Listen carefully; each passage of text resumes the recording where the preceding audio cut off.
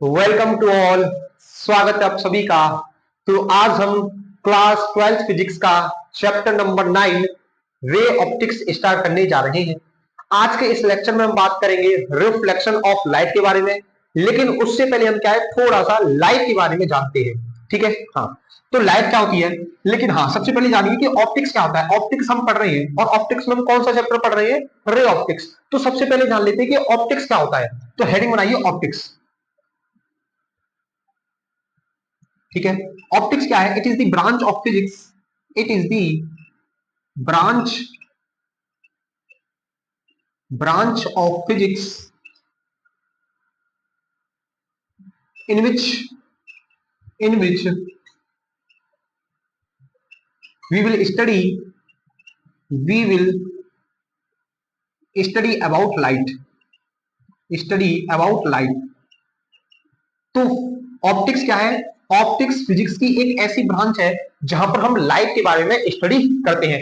It is optics is a branch of physics in which we will study about light. Light के बारे में हम जानेंगे कि लाइट क्या होती है ना। हाँ, तो लाइट सबसे पहले अब हेडिंग बनाएंगे, लाइट क्या होती है भैया, है ना। तो लाइट के बारे में पढ़ेंगे, तो लाइट के बारे में जान ही लेते हैं कि लाइट होती क्या है। तो लाइट एक इनविजिबल सोर्स होती है एनर्जी का। लाइट क्या है? लाइट एक इनविजिबल सोर्स होती है एनर्जी का। और वो क्या करती है, जिस ऑब्जेक्ट पर लाइट फॉल करती है वो ऑब्जेक्ट क्या हो जाता है, विजिबल होने लगता है। मतलब क्या लिखेंगे भैया, light is the invisible light is the invisible source of energy, invisible source of energy,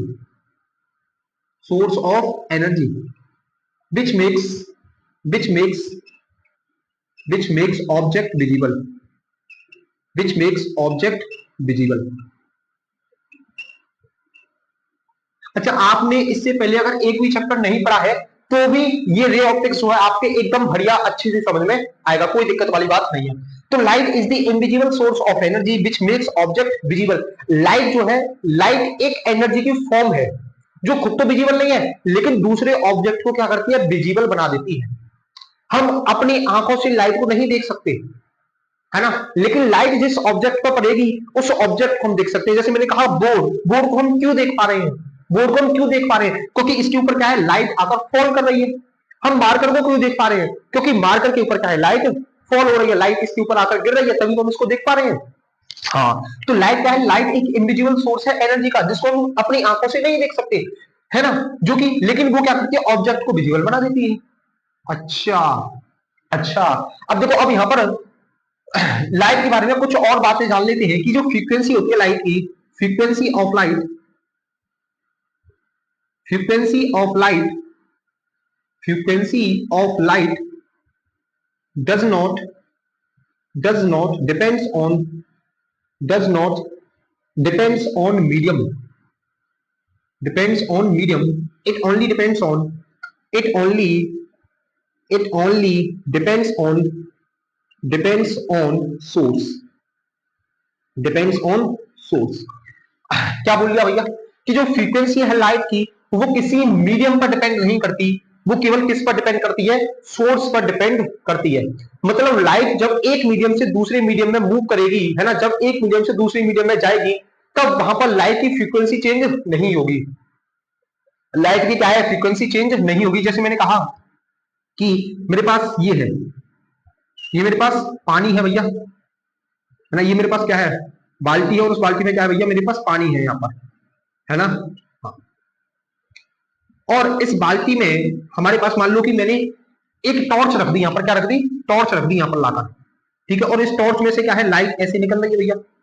हाँ, लाइट ऐसे निकल रही है इस टॉर्च में से, ठीक है, समझ में आ रहा है। ये हमने यहां पर क्या रख दी, एक टॉर्च रख दी पानी के अंदर, और इस टॉर्च में से क्या है, बाहर की तरफ लाइट निकल रही है पानी से बाहर। हाँ, तो यहां पर जब ये यहां पर देखो पानी के अंदर कोई दूसरा, है ना, यहां पर मीडियम क्या था, पानी। टॉर्च को हमने क्या रखा था, वाटर के अंदर। और जब ये वाटर से एयर में जाएगी लाइट, तो क्या इसकी फ्रीक्वेंसी चेंज होगी, बोलो नहीं होगी।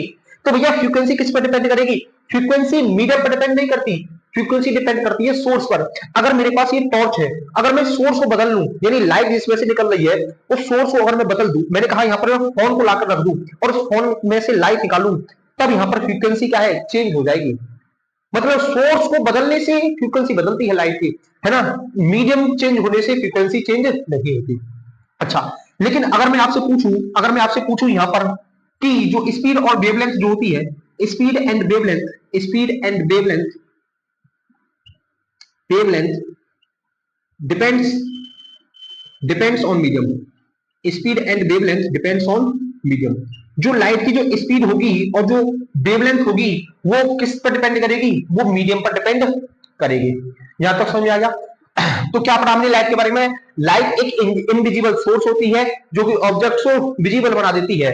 लाइट की फ्रीक्वेंसी मीडियम पर डिपेंड नहीं करती, ये केवल किस पर डिपेंड करती है, ये केवल और केवल सोर्स पर डिपेंड करती है। लेकिन मीडियम पर डिपेंड कौन करता है, स्पीड और वेवलेंथ, है ना। अब यहां से जो लाइट निकलेगी, जब ये वाटर से लाइट एयर में जाएगी तो यहां पर इसकी स्पीड और वेवलेंथ चेंज हो जाएगी, है ना। ये जो लाइट है, टॉर्च में से जो लाइट निकल रही है, इस जब ये पानी से हवा में जाएगी तो यहां पर क्या हुआ, इसकी वेवलेंथ और स्पीड चेंज हो जाएगी। लेकिन क्या इसकी फ्रीक्वेंसी चेंज होगी, क्या इसकी फ्रीक्वेंसी चेंज होगी? नहीं, फ्रीक्वेंसी चेंज नहीं होगी। तो इसको नोट कीजिए, पहले नोट कीजिए इसको। कर लिया? मिटा दू? मिटा दू? चलो। अच्छा, अब देखो और यहां पर और कुछ बातें जान लेते हैं इसके बारे में। और इसके बारे में क्या है, एक आधा बात और जान लेते हैं कि हमारे पास जो स्पीड ऑफ लाइट होती है, speed of light, speed of speed of light depends on medium, ये हमको पता है अभी। हाँ, speed of light depends on medium. मतलब अगर मीडियम को चेंज करूंगा तो लाइट की स्पीड क्या होगी, चेंज होगी। Speed of light depends on medium, but does not depends on, does not depends on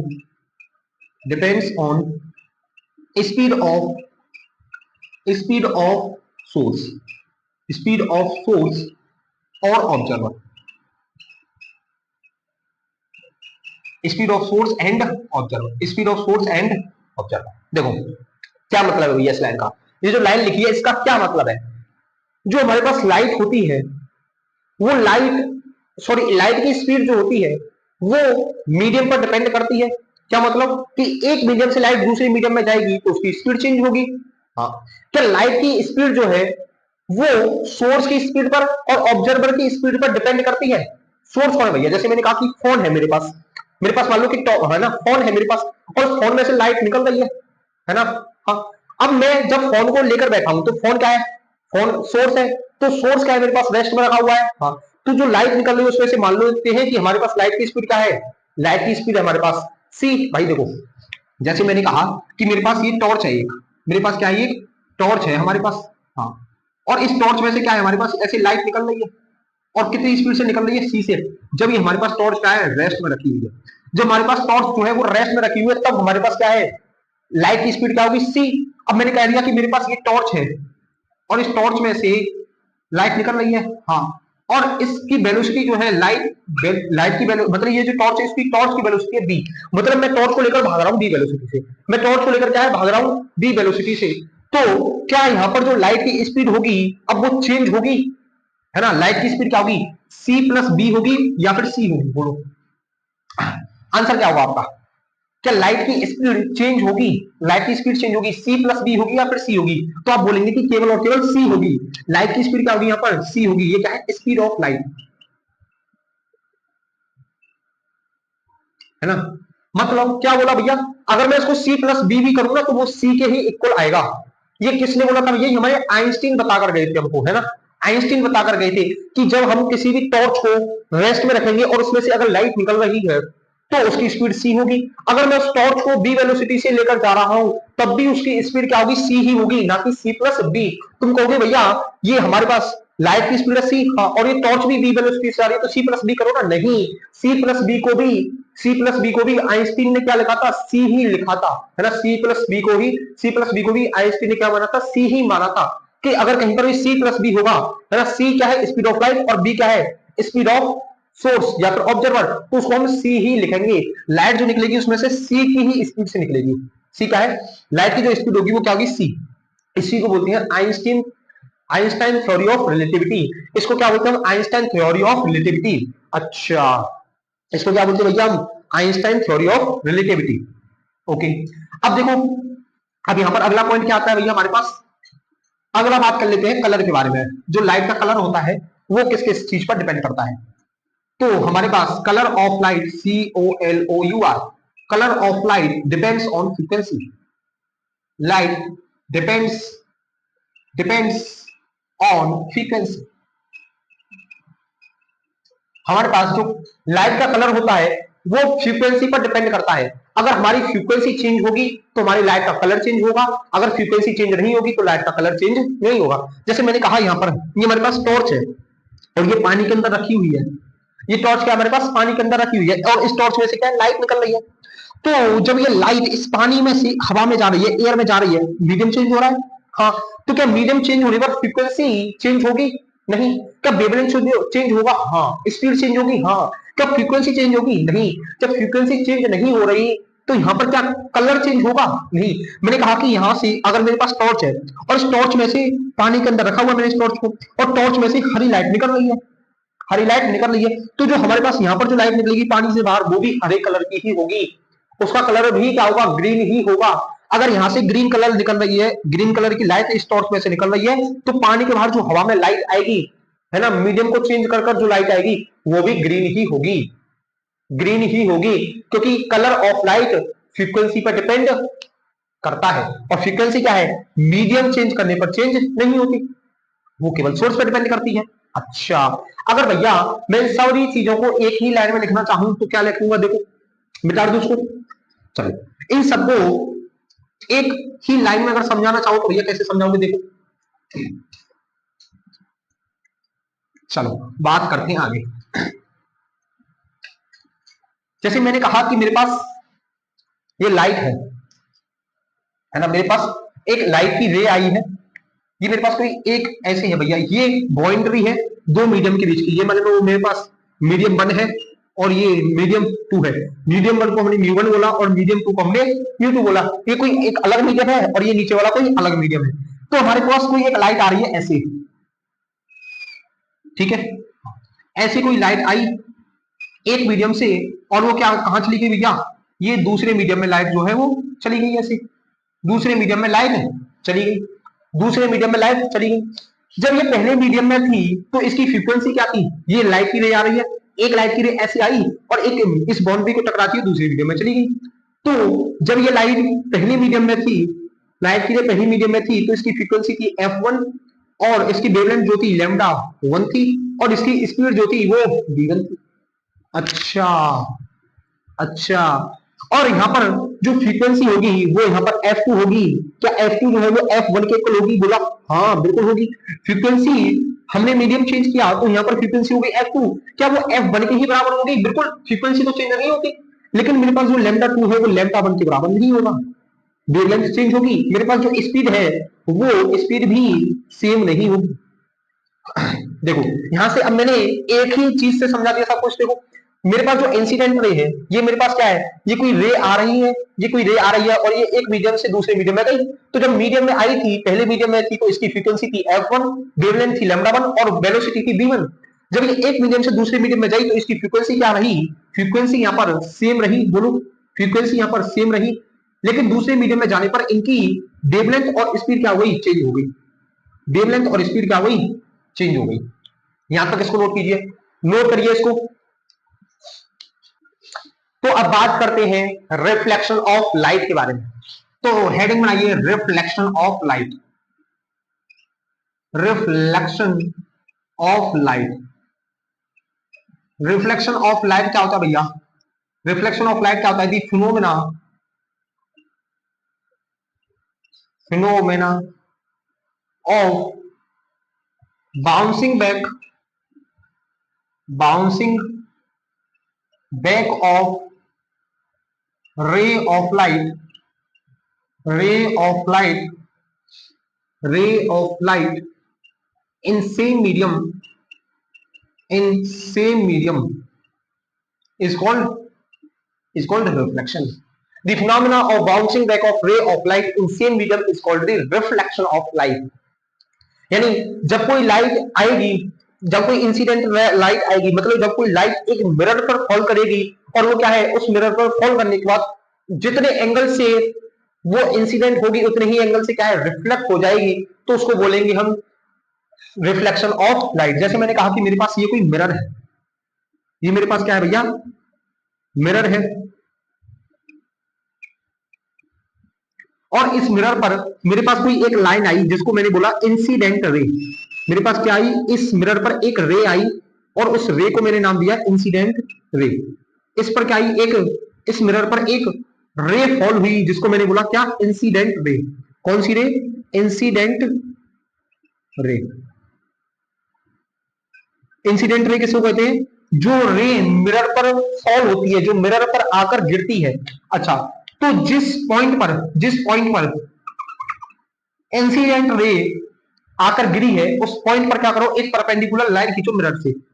उस पॉइंट पर मिरर के परपेंडिकुलर एक लाइन खींचो, खींच ली है ना। उस पॉइंट पर मिरर के एक परपेंडिकुलर लाइन खींचो, खींच ली भैया। हाँ, ये क्या है, मिरर के परपेंडिकुलर है। हाँ, और यहां पर जो इंसिडेंट रे और नॉर्मल के, ये इसको बोलेंगे नॉर्मल, इंसिडेंट रे और नॉर्मल के बीच में जो एंगल होगा उसको बोलेंगे एंगल आई। उसको हम क्या बोलेंगे, एंगल आई। अच्छा, ये इंसिडेंट रे आएगी, इस मिरर पर टकराएगी, और जिस पॉइंट पर टकराएगी उस पर हम क्या खींचेंगे, एक नॉर्मल। अच्छा, जब ये इंसिडेंट रे आई है तो मिरर क्या करता है, मिरर का काम क्या है, मिरर एक पॉलिश्ड सरफेस होती है। इसको हमने क्या है, इस इधर की साइड से पॉलिश किया हुआ है, तो मिरर एक पॉलिश्ड सरफेस होती है। अगर इस पर कोई लाइट आकर फॉल करेगी तो वो क्या हो जाएगी, रिफ्लेक्ट हो जाएगी, है ना। वो क्या होगी, रिफ्लेक्ट हो जाएगी। तो ये रे आई इंसिडेंट करी तो ये क्या है, यहां पर ऐसे ही रिफ्लेक्ट होकर वापस चली जाएगी, और इस रे को बोलेंगे रिफ्लेक्टेड रे। रिफ्लेक्टेड रे किसको बोलते हैं, जो रे मिरर से रिफ्लेक्ट होकर जाती है, जो रे मिरर से रिफ्लेक्ट होकर जाती है। और यहां पर जो रिफ्लेक्टेड रे और नॉर्मल के बीच का जो एंगल है उसको बोलेंगे हम आर। रिफ्लेक्टेड रे और नॉर्मल के बीच में जो एंगल बनेगा उसको बोलेंगे आर। अच्छा, अच्छा, अब यहां पर जो एंगल ऑफ इंसिडेंस जिसको आई है, यहां पर इंसिडेंट रे और नॉर्मल के बीच में जो एंगल होता है उसको बोलते हैं एंगल ऑफ इंसिडेंस। यहां पर एंगल आई जो होगा, एंगल आई जो होगा उसको बोलेंगे angle of incidence, angle of incidence. और यहां पर जो एंगल आर होगा उसको बोलेंगे angle of reflection, angle of reflection, angle of reflection. ठीक है, तो यहां पर एंगल ऑफ इंसिडेंस और एंगल ऑफ रिफ्लेक्शन हमेशा हमेशा क्या होंगे, सेम होंगे, है ना। तो यहां पर सबसे पहले डालिए heading laws of reflection. Laws of reflection, reflection के कुछ लॉज हैं, वो क्या है कि जब भी रिफ्लेक्शन होगा, जब भी रिफ्लेक्शन होगा तो वहां पर एंगल आई जो होगा वो एंगल आर के इक्वल होगा। एंगल आई जो है एंगल आर के इक्वल होगा, और कब, हमेशा, हमेशा, हमेशा आप याद रखना कि जो एंगल आई जो होगा वो एंगल आर के होगा। किस केस में, जब वहां पर रिफ्लेक्शन हो रहा होगा। अगर रिफ्लेक्शन तुम्हें हो रहा है, कहीं पर रिफ्लेक्शन तुम्हें देखने को मिल रहा है, तो सिंपल बोल दो कि एंगल आई जो है वो एंगल आर के इक्वल होगा। अच्छा, एंगल आई का है एंगल ऑफ इंसिडेंस और एंगल आर का है एंगल ऑफ रिफ्लेक्शन। अच्छा, अब देखो, अब दूसरा क्या लिखेंगे, दूसरा लिखेंगे कि incident ray, reflected ray and normal all lie in the same plane. क्या लिखेंगे, incident ray, incident ray, reflected रे, reflected ray and normal, and normal, normal all lie in the same plane, all are lies in the same plane, in the same plane। ठीक है, ये जो तीनों है, incident ray, reflected रे और normal line, ये तीनों क्या होंगे, एक ही प्लेन में, एक ही प्लेन में क्या होंगे, आकर लाई करेंगे, एक ही प्लेन में लाई करेंगे। मतलब देखो, ये मेरे पास मान लो कि ये प्लेन है, ये मेरे पास क्या है, एक प्लेन है, ठीक है। तो ये इसी प्लेन में आकर इंसिडेंट रे, नॉर्मल लाइन और रिफ्लेक्टेड रे, ये तीनों क्या है, तीनों का प्लेन सेम होगा। ऐसा नहीं कि इंसिडेंट रे ऐसे ही, रिफ्लेक्टेड रे ऐसे ही प्लेन के परपेंडिकुलर चली गई, नहीं जाएगी, नहीं जाएगी, समझ रहे हो, नहीं जाएगी। अगर इंसिडेंट रे ऐसे आई है तो रिफ्लेक्टेड रे भी इसी प्लेन में जाएगी। जैसे मान लो कि मेरे पास ये बोर्ड प्लेन है ना, बोर्ड को मैंने क्या मान लिया, प्लेन मान लिया। अगर इस बोर्ड पर इंसिडेंट रे ऐसे आ रही है तो रिफ्लेक्टेड रे ऐसे बोर्ड के परपेंडिकुलर नहीं जा सकती, वो ऐसे ही जाएगी, वो ऐसे ही जाएगी। और कैसे जाएगी, एंगल आई जो होगा हमेशा एंगल आर के इक्वल होगा। अच्छा, अब जो नॉर्मल लाइन जो होती है वो मिरर के परपेंडिकुलर होती है। हाँ, तो 90 डिग्री ये है हमारे पास। हाँ, तो ये हमारे पास रिफ्लेक्टेड रे और मिरर के बीच में जो एंगल होगा उसको 90 माइनस आर लिख सकता हूं मैं भाई। ये 90 में से आर को घटा दिया, हाँ। और हमारे पास यहां से जो इंसिडेंट रे और मिरर के बीच में एंगल है उसको 90 माइनस आई लिख सकता हूं। बोलो 90 माइनस आर और 90 माइनस आई लिख सकता हूं, नहीं लिख सकता? हाँ। और ये जो पॉइंट है इसको बोलेगा point of incidence, point of incidence, incidence जिस पॉइंट पर, है ना, ये तीनों क्या है, एक ही पॉइंट पर आकर लाई करते हैं, है ना। जिस पॉइंट पर इंसिडेंट रे होगा उसी पॉइंट पर नॉर्मल होगा और उसी पॉइंट पर क्या होगा, रिफ्लेक्टेड रे उसी पॉइंट से वापस आएगा और तीनों का प्लेन क्या होगा, सेम होगा। ठीक है, यहां तक लॉज ऑफ रिफ्लेक्शन समझ आ गया, लॉज ऑफ रिफ्लेक्शन समझ आ गया। अब देखो, अब बात करते हैं, अब बात करते हैं डेविएशन फ्रॉम प्लेन मिरर। ठीक है, इसको नोट कीजिए पहले, इसको नोट कीजिए पहले। कर लिया, कर लिया। चलो अब बात करते हैं डेविएशन फ्रॉम प्लेन मिरर। अच्छा इसी में समझाए, इसी में समझाए, देखो चलो अलग से बना लेते हैं। ठीक है, अलग से बना लेते हैं, कोई दिक्कत नहीं। Deviation from plane mirror, heading क्या बनाएंगे भैया, डेविएशन फ्रॉम प्लेन मिरर।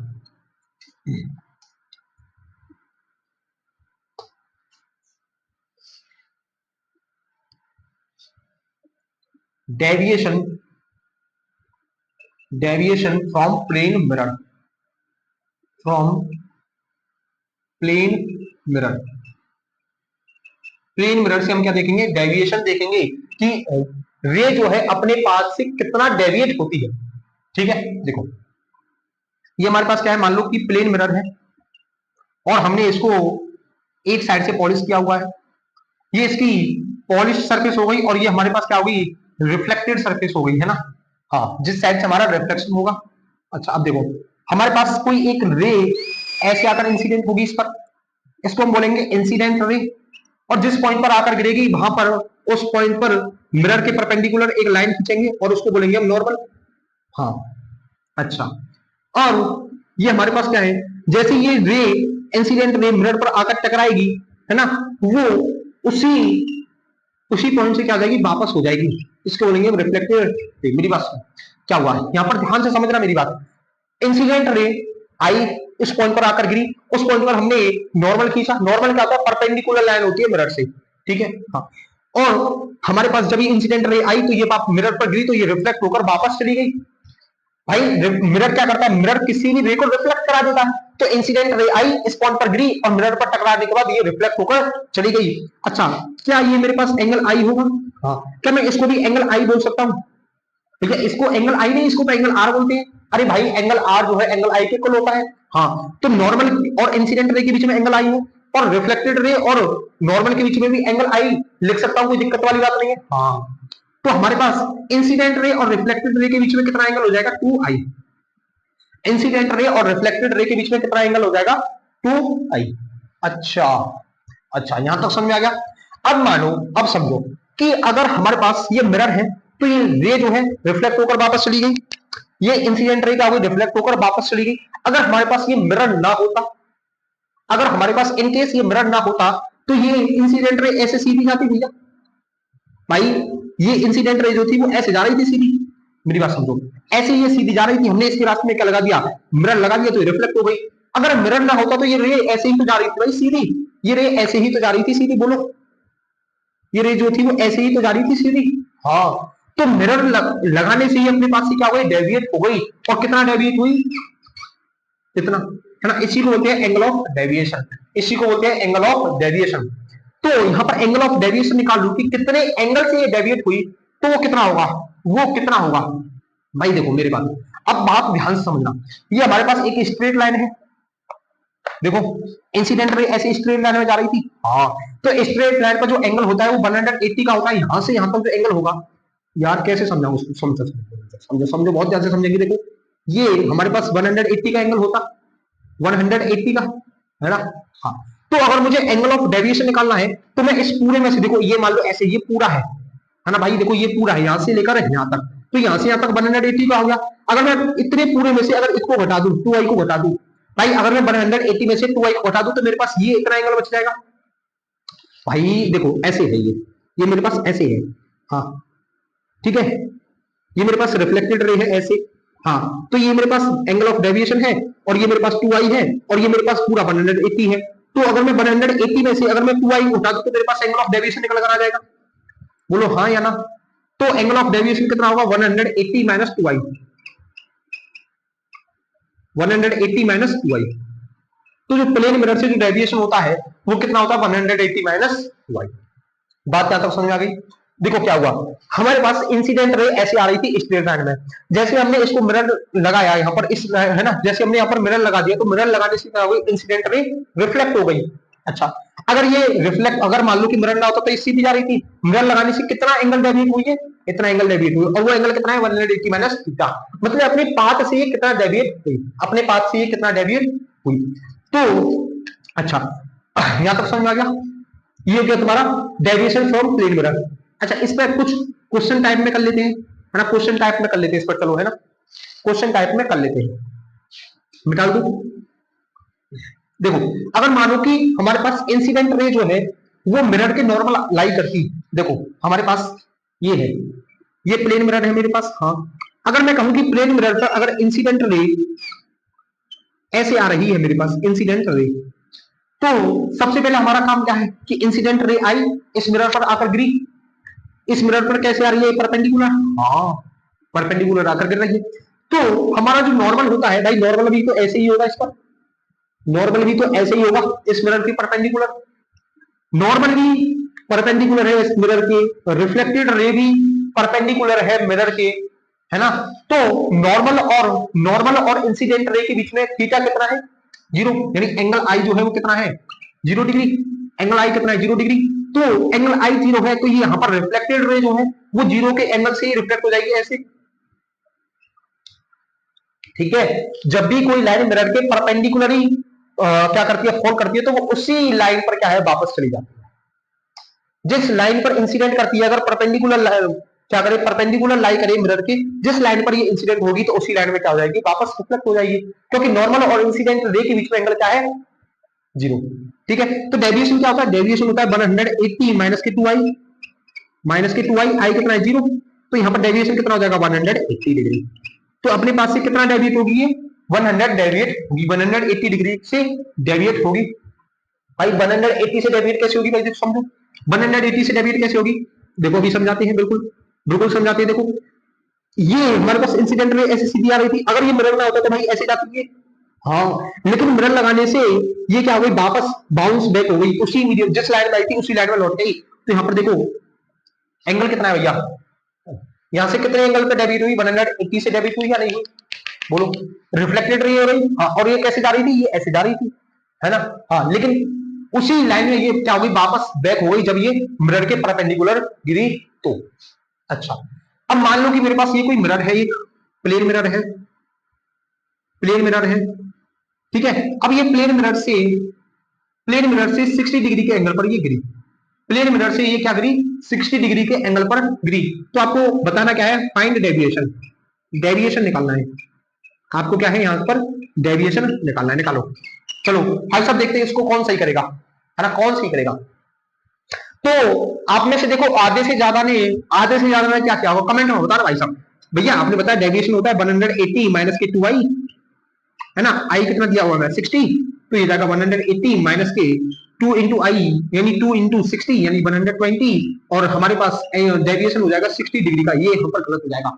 बोलो सच सच बताना कमेंट में 60 आंसर किसका आ रहा था, भैया कमेंट में बताओ जल्दी 60 आंसर किसका आ रहा था। तो बहुत सारे बच्चे बोलेंगे 60 हमारा था, 60 हमारा आ रहा था। तो भैया यहाँ पर अब आप मुझसे पूछोगे कि ये 60 गलत क्यों है, तो भाई एंगल तो आपको 60 दिया हुआ है, भैया एंगल देखो कहां कहां पर दिया हुआ है, ये हमारे पास इंसिडेंट रे है, इंसिडेंट रे और मिरर के बीच में एंगल दिया हुआ है।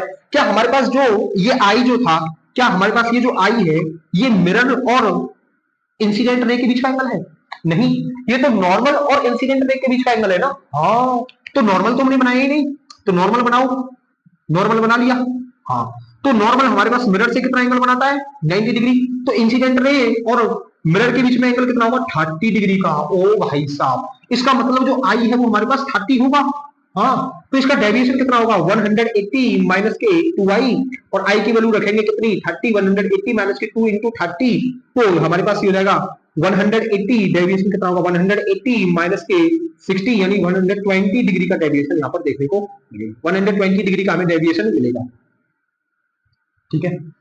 बात समझ में आ गई।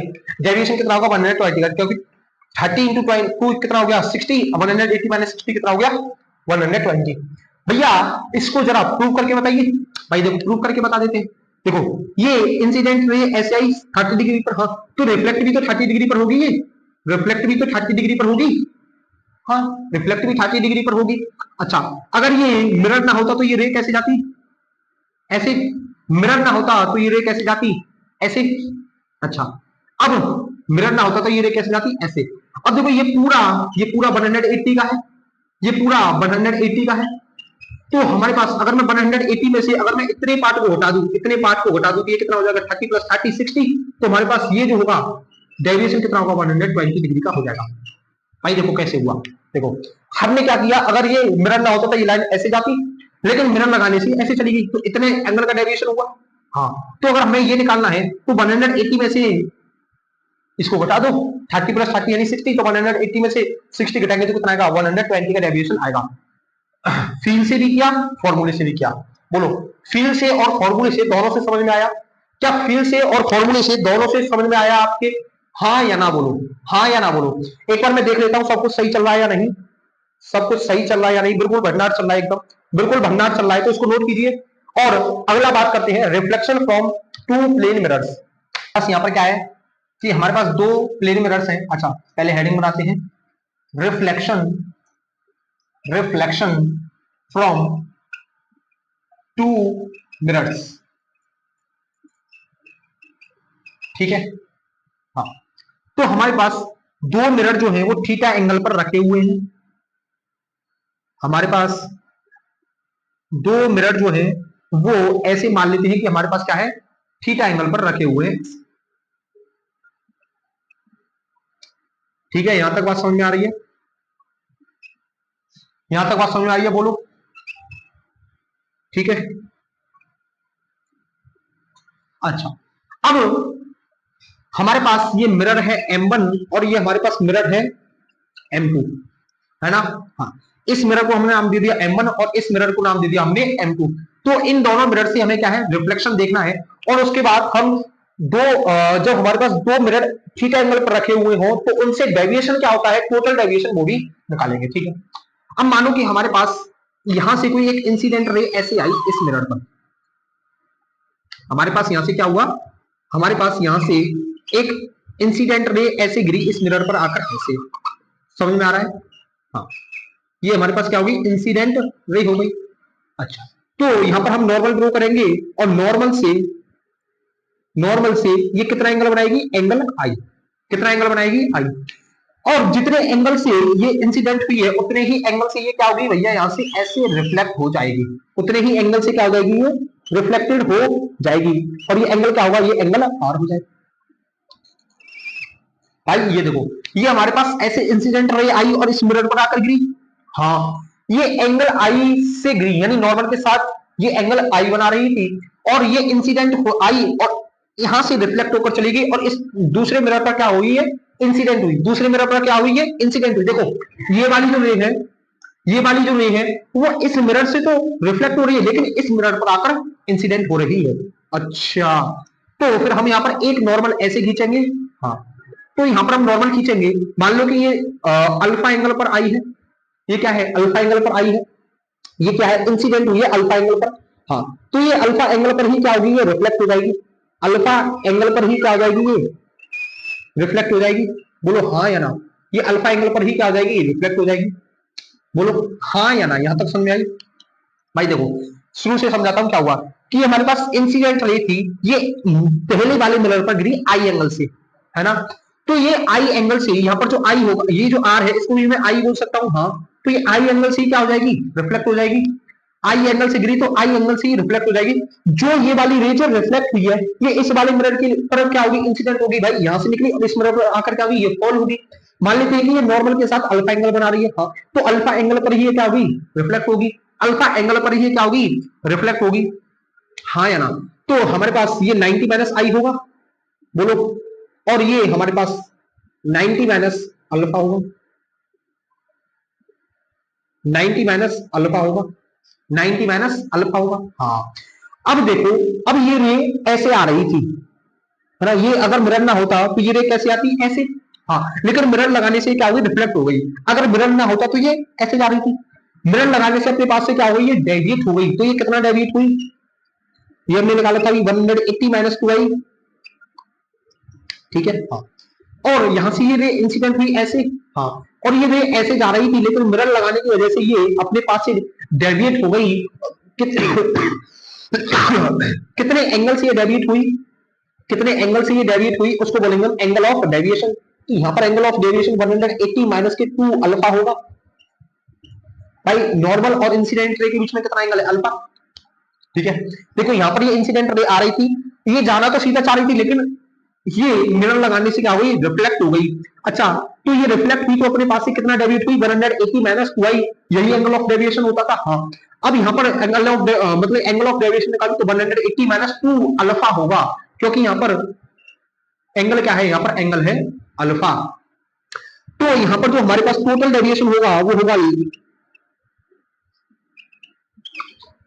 ये डेविएशन और ये डेविएशन दोनों को मैं जोड़ दूं तो हमारे पास क्या है, टोटल डेविएशन निकल कर आ जाएगा। हाँ, तो हमारे पास डेविएशन जो होगा वो 180 plus i, sorry 180 minus 2i plus 180 minus 2i, तो हमारे पास 360 यानी ये 2 अल्फा होगा, यहाँ से 360 माइनस की 2i माइनस की 2 अल्फा, ये हो जाएगा।